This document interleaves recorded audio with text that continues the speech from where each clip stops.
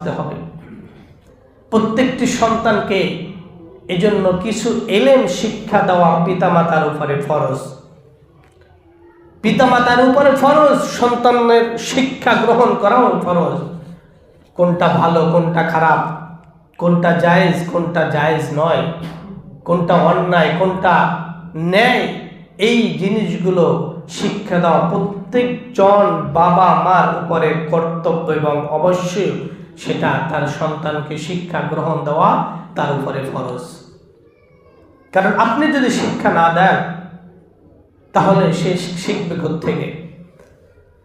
যার সন্তান আছে পাঁচজনকেই আপনি কোরআনের শিক্ষায় শিক্ষিত করলেন না, কোরআনের জ্ঞান ন্যূনতম যেটা প্রয়োজন এতটুকু দিলেন না, হাসরের ময়দানে আপনাকে কিন্তু আপনার সন্তানই কাঠগড়ায় দাঁড় করবে, আপনাকেই দাঁড়াতে হবে।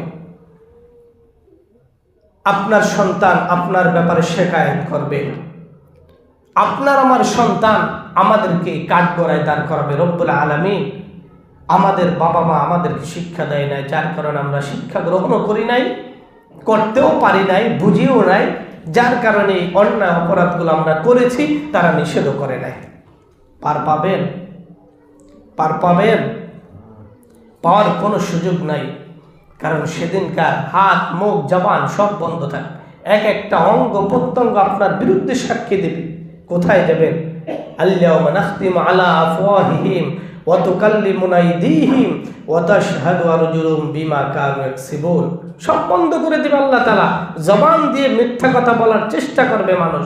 আল্লাহ আমি এগুলো করি নাই, এই সন্তান যে বলছে মিথ্যা কথা, আমি অপরাধ করি নাই, একে আমি ভালো শিক্ষা দিয়েছি, আল্লাহ তাআলা তখন জবানের ভিতর মোহর মেরে দেবে, বন্ধ হয়ে যাবে। অটোমেটিক আপনার হাত পা অঙ্গ প্রত্যঙ্গ আল্লাহর কাছে আপনার বিরুদ্ধে সাক্ষী দেবে। এরপরে আর কোনো উপায় থাকবে? কোনো উপায় আছে? কোনো উপায় নাই, কেউ ছাড় পাবো না। এর জন্য সন্তানদেরকে ইলম শিক্ষা দেওয়া, কোরআনের শিক্ষায় শিক্ষিত করা। 5 জন সন্তান, 2 জন সন্তান, 2 দিকে পড়ান, লাভ হবে, ক্ষতি হবে না। ইয়ারফাইল্লাহুল্লাযীনা আমানু মিনকুম ওয়াল্লাযীনা উতুল ইলমা দারাজাত। ঈমানদাররা আল্লাহর কাছে সম্মানিত। ইয়ারফাইল্লাহুল্লাযীনা আমানু, যারা ঈমান এনেছে তারা হলো সম্মানিত।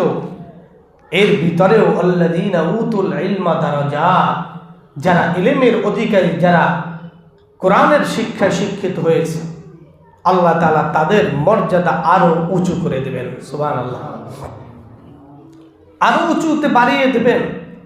এজন্য সাময়িক কিছু কষ্ট, কিছু ভৎসনা, কিছু মানুষের বাঁকা চোখ, এগুলো হয়তো আপনাকে একটু ফেস করতে হবে, কিন্তু আল্লাহ রাব্বুল আলামিন আপনার মর্যাদা কত উপরে দিবে আল্লাহ তাআলা সেটা বলেন। আল্লাযীনা উতুল ইলমা দারাজাত, তাদের মর্যাদা পৃথিবীর সমস্ত মানুষের চেয়ে আরো মর্যাদা আমি আল্লাহর নিকট আরো বেশি। সুবহানাল্লাহ। এজন্য জানুয়ারি মাস 2025 সালের প্রথম জুমা, এখান থেকে আমাদের সিদ্ধান্ত নেওয়া উচিত আমাদের সন্তানদেরকে কি শিক্ষা দেব। ন্যূনতম আপনার সন্তানের যেটা ফরজ শিক্ষা গ্রহণ করা, এতটুকু শিক্ষা না দিলে হাসরের ময়দান আপনি আটকে যাবেন, আপনি প্রশ্নের সম্মুখীন হবেন। এজন্য প্রত্যেক বাবা মার উচিত সন্তানকে অন্তত যতটুকু শিক্ষা, ইলম শিক্ষা করা ফরজ, এতটুকু ইলম শিক্ষা দান করা। কারণ পয়গম্বর আলাইহিস সালাতু ওয়াস সালাম বলেন, তলাবুল ইলমি ফারিদাতুন আলা কুল্লি মুসলিম। তোমাদের উপরে ইলম শিক্ষা করা ফরজ কতটুকু? যতটুকু শিক্ষা গ্রহণ করলে তুমি জায়েজ না জায়েজ, অন্যায় অপরাধ ন্যায় এগুলো তুমি বুঝতে পারবা।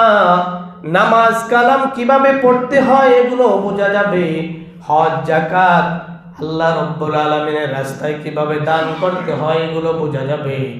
এতটুকু ইলম শিক্ষা করা প্রত্যেক মুসলমানের উপরে ফরজ।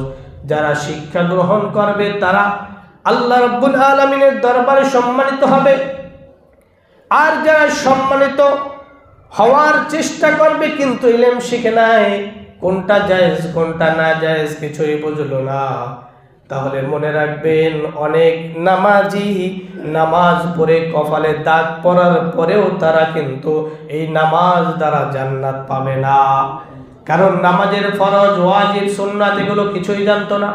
5 ওয়াক্ত নামাজের নিয়ম কি, 5 ওয়াক্ত নামাজের ভিতরে কয় ওয়াক্ত ফরজ ওই দেখা দেখি পড়ে গেছে, অথবা নিজে জানছে, কিন্তু কোনটা ছুটে গেলে নামাজ ছুটে যায়, ফরজ ওয়াজিব কিছু রয়েছে, নামাজ ভঙ্গের কারণ কিছু রয়েছে, এগুলো শিক্ষা গ্রহণ করে নাই।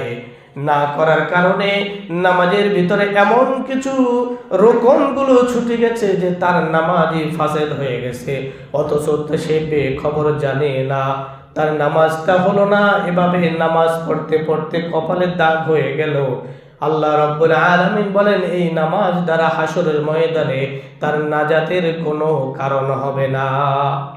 তা নামাজ তো ঠিকই পড়েছি, কিন্তু নিয়ম কানুন না জানার কারণে আমার নামাজ কি হলো, ফাসেদ হয়ে গেল। আরেকবার যে পড়ব সেটা তো জানলামই না, তাহলে কি হবে? এজন্য আল্লাহ রাসূল বলেন, খায়রুকুম মান তাআল্লামাল কুরআনা ওয়া আল্লামা। তোমাদের মধ্যে, পৃথিবীর মধ্যে সর্বোত্তম মানুষগুলো কারা জানো? হয়তো মনে করো প্রধানমন্ত্রী, এমপি, মন্ত্রী হলেই মনে হয় যে সম্মানিত। আল্লাহ রাসূল বলেন, না না, তোমরা জানো না তোমাদের রব কি বলেছেন, খায়রুকুম মান তাআল্লামাল কুরআন ওয়া আল্লামা। ওই সমস্ত মানুষগুলো পৃথিবীর সর্বোত্তম মানুষ যারা কোরআন শিখে এবং কোরআন শিখায়। এজন্য কোরআন যারা শিখে এবং শিক্ষা গ্রহণ করে তাদেরকে ছোট যারা করে, তার মানে হলো কেমন যেন আল্লাহর সাথে তারা বিদ্রোহ করে, ঠিক কিনা? হ্যাঁ, কারণ হাদিস কার?